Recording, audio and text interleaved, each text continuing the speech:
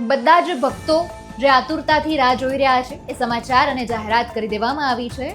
સુપ્રસિદ્ધ યાત્રા જગન્નાથપુરીની આપણે જે યાત્રા રથયાત્રા કરવામાં આવે છે તેનો આખો જે ત્રિદિવસીય કાર્યક્રમ થવાનો છે એ બધી જ જાહેરાત અત્યારે કરી દેવામાં આવી છે. વિગતે ચર્ચા કરીએ આજના વિડીયો. નમસ્કાર, આપની સાથે હું આકાંક્ષા. તમે જોઈ રહ્યા છો રાજકોટ.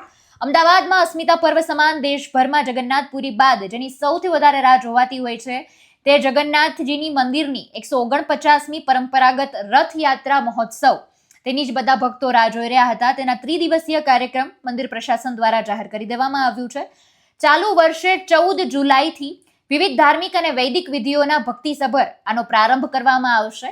સમગ્ર મુદ્દાને લઈને જે જાહેરાત કરવામાં આવી છે તેને લઈને પ્રતિક્રિયા સામે આવી છે, તો તેને સાંભળીએ. भगवान जगन्नाथ जी की रथ यात्रा आषाढ़ी बीज के दिन पूरा गुजरात और पूरा भारत श्रद्धा से तरबतर हो जाते हैं और साथ में इस दिन हर जगह से दुआएं उठती है.